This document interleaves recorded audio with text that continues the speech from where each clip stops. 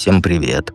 Сегодня у нас расклад, он вернется или нет, и вообще его чувства посмотрим. Чтобы ты, как говорится, не мучилась там, не ждала, если что. И прежде чем начать, конечно же, еще раз повторюсь. Колода вот эта, она вам доступна для печати. Профессиональный макет загружен на Бусти, если хотите себе такую колоду или там заработать денег, да, продавая колоды, то вот эта вот колода, она для вас. На Бусти, только на Бусти, на Ютубе нету. И, пожалуйста, было бы желание, да, можете себе распечатать, можете, как хотите, продавать, зарабатывать. Авторские права мои, но я не буду ничего предъявлять. Вот это вот как-то делают же, там, предъявляют за авторские права. Я не такой. Это мой подарочек вам. Итак, давайте начнем, я думаю, расклад.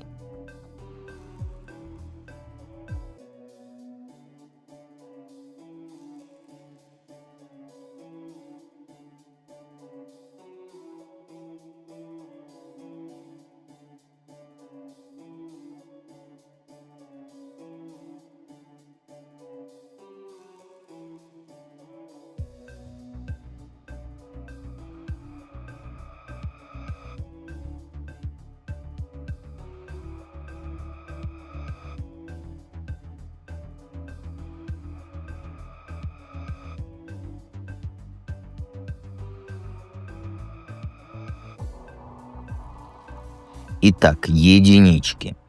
Первая карта – это его чувства, остальные читаем парно. Что он к тебе чувствует? Ну, знаешь, он тебя помнит. И причем неплохо так помнит. О тебе он каждый день думает. Но знаешь, проблема в чем? Он чувствует себя твоим должником.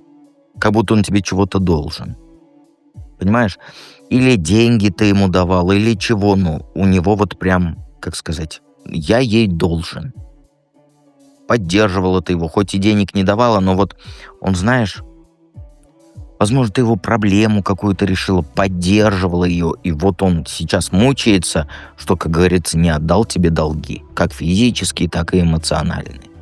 И вот он постоянно считает, сколько он тебе должен. Не только денег, а вообще всего. Там внимания, заботы, времени. Ты очень в него много вложила, а он взамен ничего не дал. И вот эта мысль, она его грызет. Ну, знаешь, он думает такой, она такая хорошая, я такой вот разгильдяй, так скажем. Как я мог бросить ее? И знаешь, что самое интересное? Он благодарен тебе. Но эта благодарность, она его тяготит. Потому что он понимает, что ты для него все делала не из жалости, а вот от души. А он этого тогда не смог оценить. Он, знаешь, он тогда как будто вот, железный, что ли, был. Не железный, вот время прошло, и он понял, что именно ты сделала. Вот так будет понятней. Он часто твою доброту вспоминает. Как ты там любимые блюда его готовила. Как там покупала чего-нибудь, когда он болел, лекарства. Как ухаживала за ним, когда он болел. Как его идеи поддерживал, даже когда они были вот глупыми. И он, знаешь, он сейчас думает, что вот таких, как она, больше не встретишь. Но при этом он боится вернуться, потому что он знает, что ты опять будешь давать, да, а он опять будет только брать. У него есть вот это чувство вины перед тобой, понимаешь? И он понимает, что он поступил подло, что ты заслуживала лучшего отношения к себе. И вот эта вина, она ему покоя не дает. Он хотел бы вот что-то исправить, но, знаешь, вот он не знает как. Боится, что ты его там не простишь. А еще больше он боится, что простишь, и снова он тебя разочарует, понимаешь? Поэтому сидит, страдает, но ничего не делает.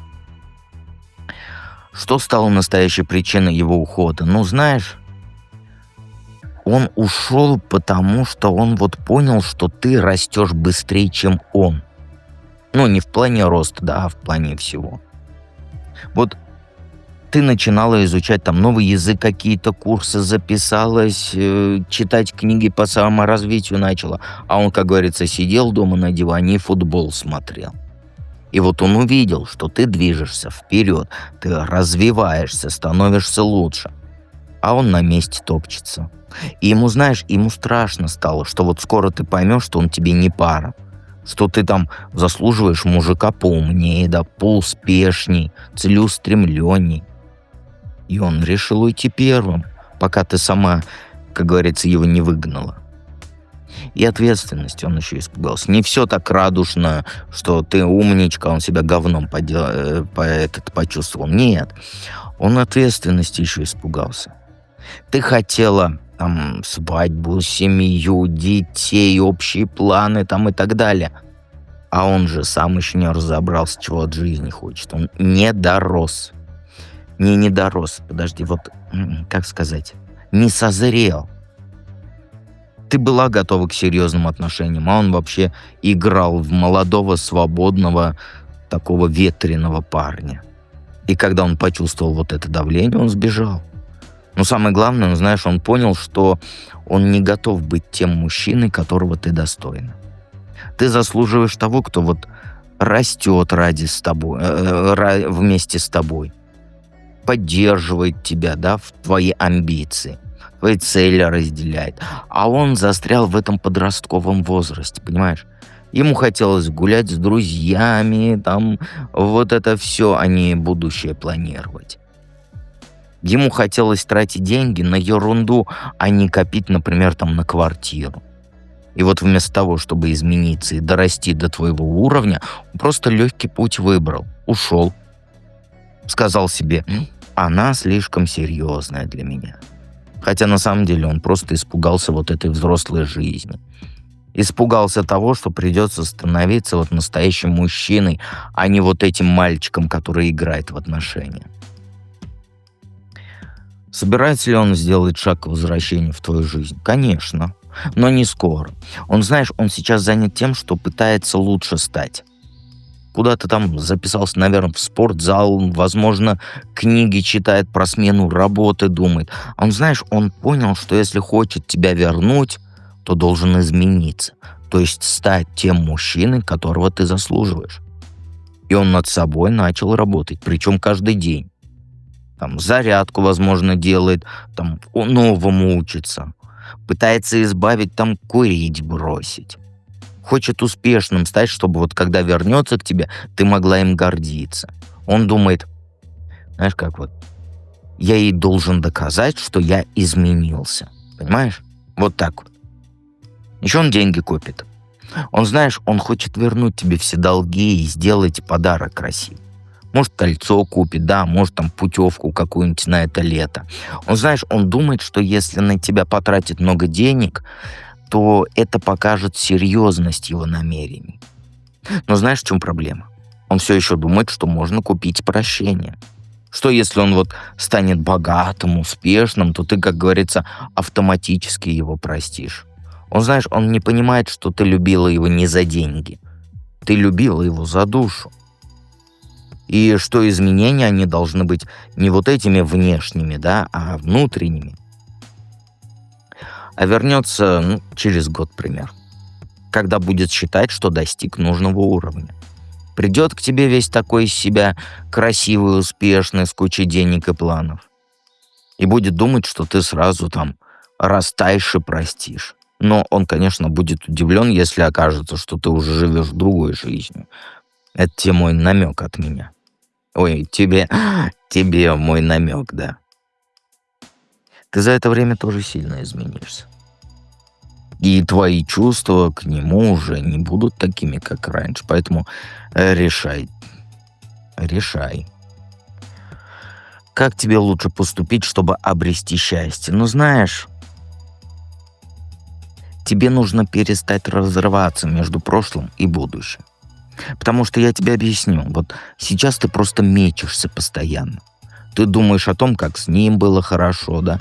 То потом планируешь, там, что будет, когда он вернется. А настоящее, оно мимо тебя проходит. Знаешь, Хватит жить вот этими воспоминаниями, мечтами. Начни жить сегодняшним днем. Что ты делаешь прямо сейчас для своего счастья? Вот ответь мне. Не завтра, не когда там он вернется, а именно сегодня. Что ты сделала? Ты застряла в подвешенном состоянии и ждешь чего-то. Такого эфемерного. А жизнь мимо идет, а этот еще там через год только. Вот что ты этот год будешь делать? Вот сейчас, сегодня. Только не пиши мне, я буду работать. Нет, я про твою жизнь, про твое счастье. Понимаешь? Ты же достойна быть счастливой. Тебе, знаешь, нужно решение принять раз и навсегда. Либо ты ждешь его, либо живешь дальше. Но вот эти постоянные сомнения, они тебя убивают. Сегодня ты думаешь, там, я буду ждать, завтра, там, пора забыть, послезавтра, а вдруг он вернется. Знаешь, определись. Определись уже. А еще тебе, кстати, нужно открыться для новых чувств. Да, для новых, не для того, а для новых. Ты слишком зациклилась на том человеке, и других мужчин не увидишь. Понимаешь? Мужчина тебе нужен. Мужчина. Сейчас, сегодня, не через год. Понимаешь? И, кстати, рядом с тобой есть какой-то парень, который вот готов тебя любить прямо здесь и сейчас. Ну, любить не в плане компота, да, а любить в смысле душой. Без всяких там условий, без долгов, без обязательств.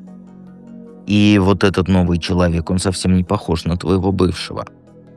Потому что, знаешь, он моложе, он проще, он искренний. Ему не нужно доказывать, что он тебя достоин. Он просто любит и хочет быть рядом, понимаешь? И знаешь что? С ним ты счастлива будешь. Причем по-другому счастлива. Не той вот сложной, драматической любовью, да, а простой и честной.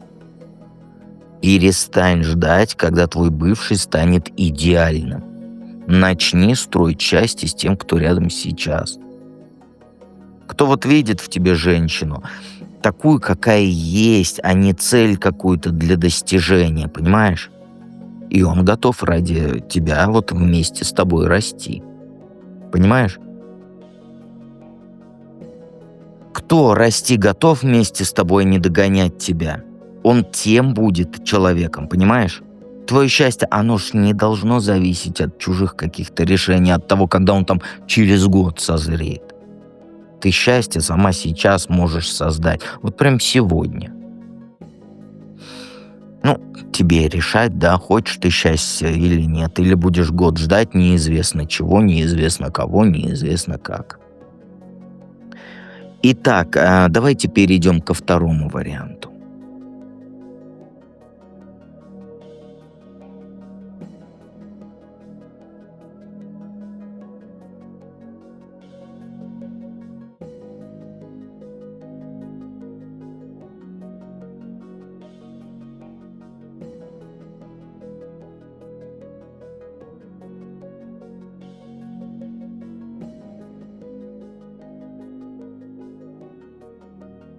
Двоечки.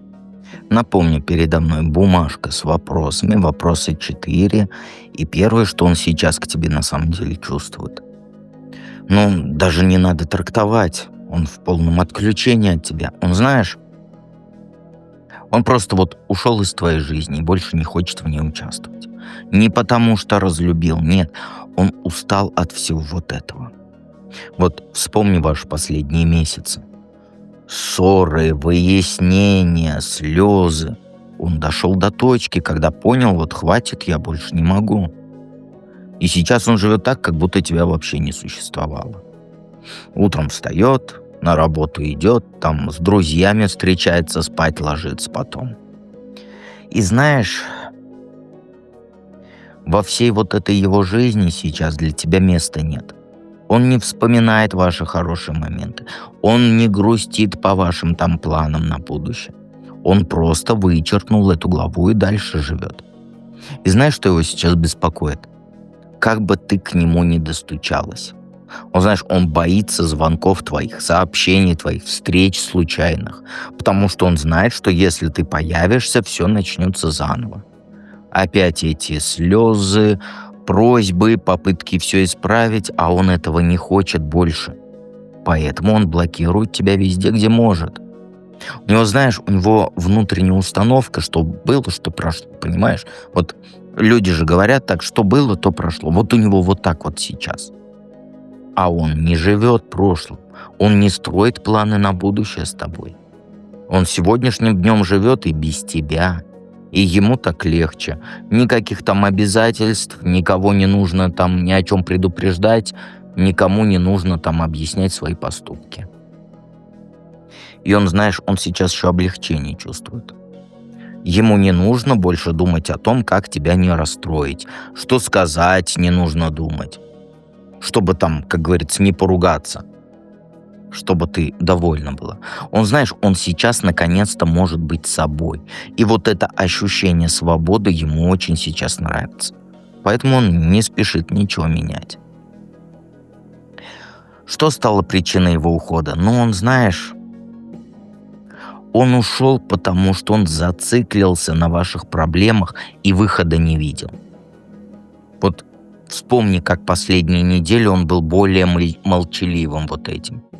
Как он часами мог сидеть и тупо смотреть в телефон, даже не обращая на тебя внимания. И у него в голове крутились одни и те же мысли. Почему у нас так все сложно? Почему мы просто не можем быть счастливы? Что со мной не так? Понимаешь? Он реально думал, что проблема в нем. Что он плохой мужчина, там, раз не может тебя сделать счастливой. И каждая ваша ссора, она была для него доказательством того, что он неудачник. Ну и ты это, как говорится, намекала тоже. И каждая твоя слезинка — это был приговор его несостоятельности. И он себя загнал в угол этими мыслями. Понимаешь? А потом он встретил ту девушку. И понял, что вот с ней все легко и просто. Никаких сложных вот этих разговоров, никаких выяснений отношений, никаких слез. Она смеется над его шутками, она его не критикует, она не критикует там его друзей, она не требует постоянных доказательств любви, понимаешь? И он просто подумал, вот оно, вот как должно быть. И вот эта новая девушка, она показала ему, что отношения могут быть без драм. А ты любишь драмы. И он понял, что можно просто вот встречаться и радоваться друг другу, а не бороться за любовь каждый день. И он сравнил тебя с ней. И в этом сравнении ты проиграла. Не потому что хуже, а потому что ты сложнее. Понимаешь? Он не захотел разбираться в ваших проблемах. Компромиссы искать тоже не захотел. Работать над отношениями, где только драма, драма, драма. Ему захотелось легкой любви. Такой вот, где не нужно напрягаться, понимаешь? Или там думать нужно, или там меняться нужно. Поэтому он сбежал к той, которая не требует от него ничего, кроме вот, чтобы он рядом был. И сейчас он просто кайфует от вот этой простоты, даже если она вот поверхностная. Собирается ли он делать шаг к возвращению в твою жизнь? Нет. Нет. Более того, он этому активно сопротивляется, понимаешь? Он понимает, что потерял что-то важное, но при этом он врет сам себе, что так лучше.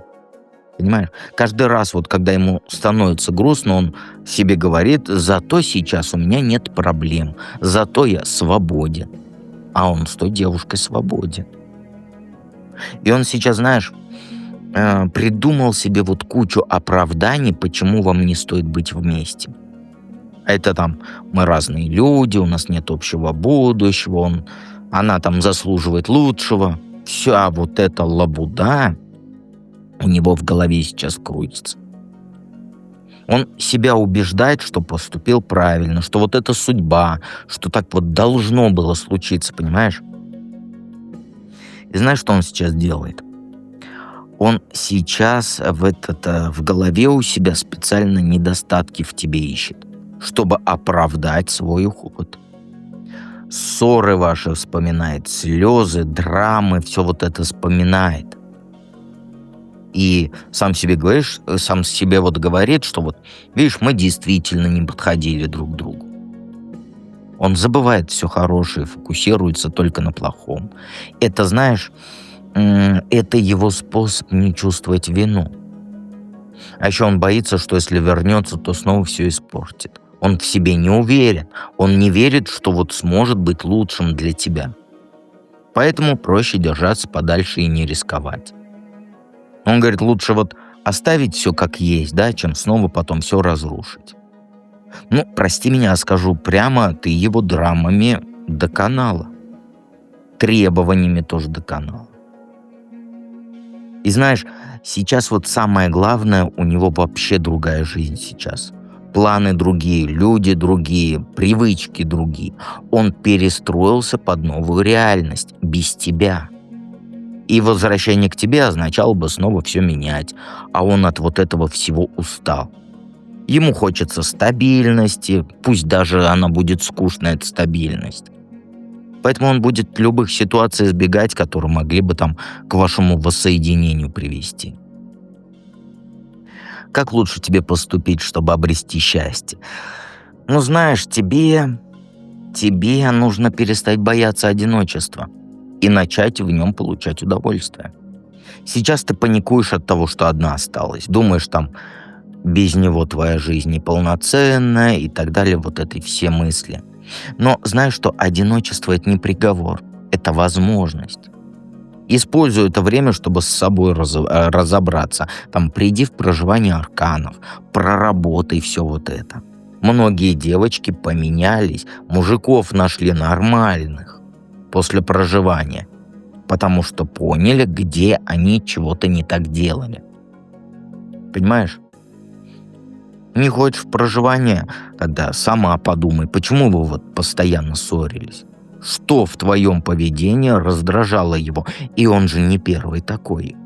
Он у тебя такой не первый. Я не говорю, что ты там виновата, да? Но у каждой ссоры есть две стороны. И если ты поймешь свою часть ответственности, то ты сможешь не повторить эти ошибки в будущем. Понимаешь? Еще тебе нужно принять, что борьба за него, она закончилась поражением. Больно? Да. Обидно? Да. Но факт остается фактом, ты проиграла. И вместо того, чтобы дальше биться головой об стену, да, лучше извлечь уроки и дальше идти. И самое важное, тебе нужно найти любовь, которая вот будет честной и открытой. Потому что скоро ты встретишь мужчину, который не будет от тебя убегать, который будет готов решать вот эти проблемы вместе с тобой, а не там сбегать при первых трудностях. Он выберет тебя не потому, что ты легкая, а потому, что ты стоящая. И вот этот новый мужчина, он, знаешь, он покажет тебе, что такое настоящая близость. Когда вот можно говорить друг другу правду, да, не боясь, что кто-то из вас сбежит. Когда ссориться и мириться можно, там, не думая, что это конец отношений. И будешь самой собой, не играть роль вот этой идеальной женщины. Вот с ним ты поймешь, что твой бывший был просто не готов к настоящей любви, а ты готова. И заслуживаешь тоже того, кто готов. Понимаешь? Вот так вот, двоечки. Давайте перейдем к третьему варианту.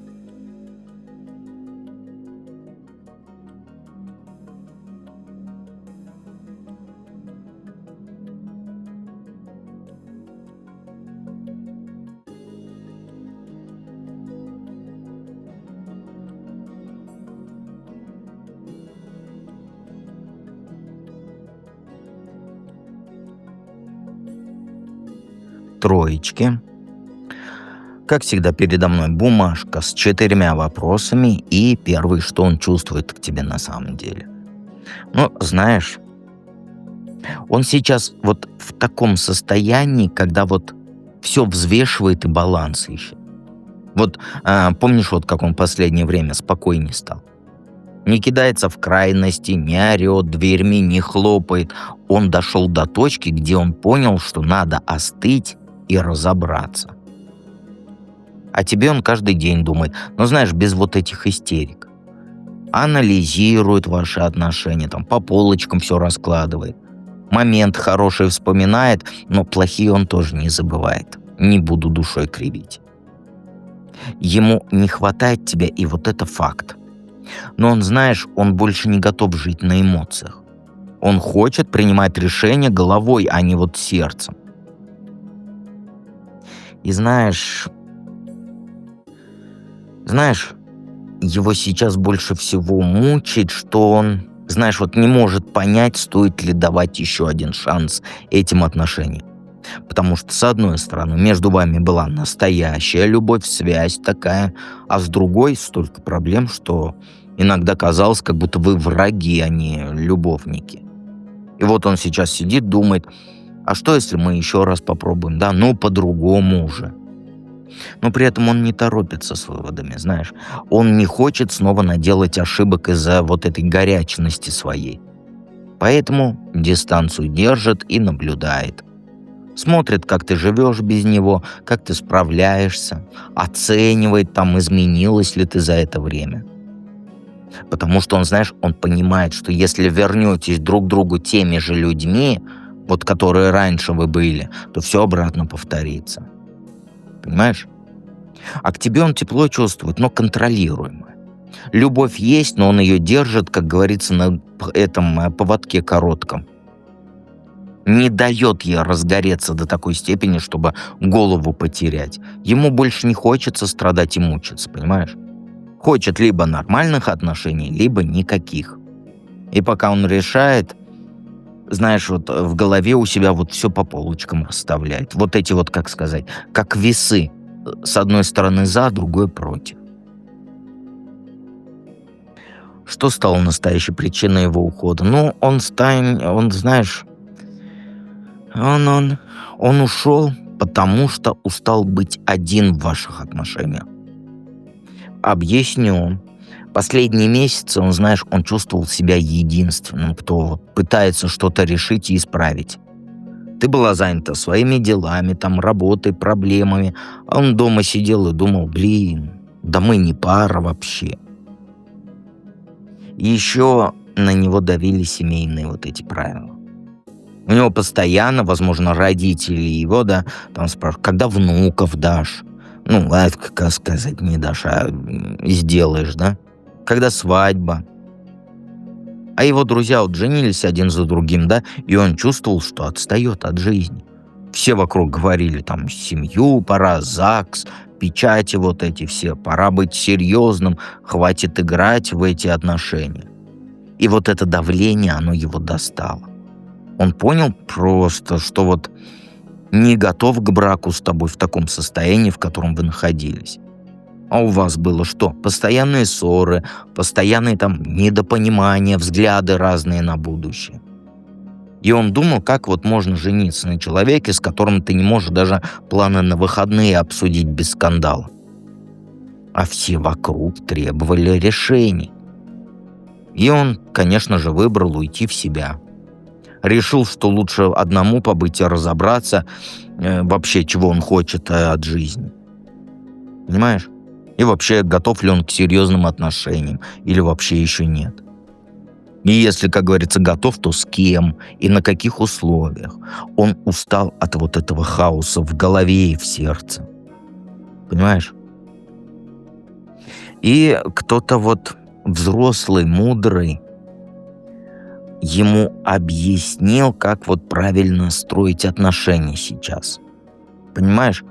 Потому что методом проб и ошибок у вас ничего не получалось. Только вы друг другу нервы кушали. И он нашел вот такого человека, который, это, скорее всего, или психолог, или вот, как сказать, старший товарищ. И вот тот ему сказал, что сначала с собой разберись, а потом уже, как говорится, лезь в эту женитьбу, ЗАГСы и прочее. Собирается ли он сделать шаг к возвращению в твою жизнь? Да, он планы на ваше общее будущее строит. Но эти планы, они, знаешь, они включают в себя полный пересмотр ваших отношений. Он не хочет возвращаться к тому вот плохому веществу, да, что у вас раньше было. Он хочет начать с чистого листа, с новыми правилами. И он уже, знаешь, он уже представляет, как вы вместе жить будете, как сойдетесь снова, там, какую квартиру снимете, как там распределять обязанности будете. У него в голове сейчас целый план, как сделать ваши отношения здоровыми, счастливыми и так далее. И он готов этот план реализовывать, понимаешь? Но проблема есть. Ему кажется, что вернуться к тебе — это конец его независимости, причем навсегда. Он думает, что вот если он шаг сделает этот, да, то уже не сможет передумать. Что ты воспримешь его возвращение как согласие там на брак, на детей, вот в ближайшую пару лет.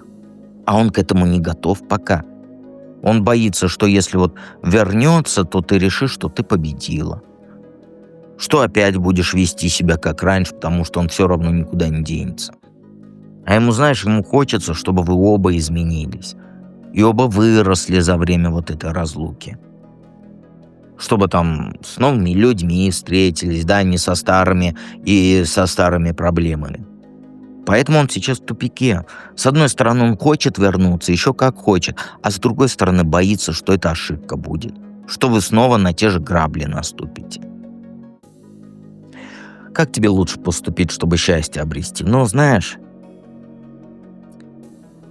тебе нужно создать вокруг себя вот эту атмосферу семейного счастья. Не ждать, когда он там вернется и подарит тебе эту атмосферу. Создавать ее самой. Устройся дома вот как следует. Там посуду красивую, купи свечечки, поставь, цветы. Вкусную еду себе готовь, там подруг приглашай на ужин.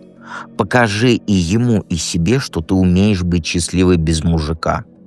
Что у тебя дома уют, радость, даже когда ты одна. Это очень важно, потому что, знаешь, мужики хотят быть частью счастливой жизни, а не создавать счастье с нуля для несчастной женщины. А еще тебе нужно исполнить свои мечты, те, которые ты откладываешь сейчас. Знаешь, хочешь как называют, плясать, танцевать научиться хочешь, иди запишись на танцы. Мечтала про путешествия, покупай билеты. Планировала работу сменить, ищи новую. Займись собой так, чтобы когда он тебя увидит, то он подумал, вот какая она классная стала. Не для него это делаешь ты, а для себя. Но чтобы он понял, что ты не сидела и не ждала вот этого моря погоды, в окошко, как говорится, со слезинками не смотрела.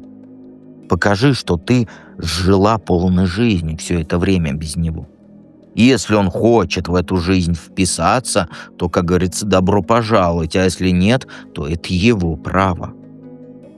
И самое главное, тебе нужно стать той женщиной, которая не боится мужика потерять, которая себе цену знает и не готова унижаться ради отношений. И вот когда дойдешь до этого состояния, он это почувствует. И тогда либо он вернется на твоих условиях, да, либо ты поймешь, что он тебе вообще больше не нужен. В любом случае ты будешь счастлива, потому что ты научишься быть счастливой сама с собой, понимаешь? И всегда помни, что дед всегда рядом.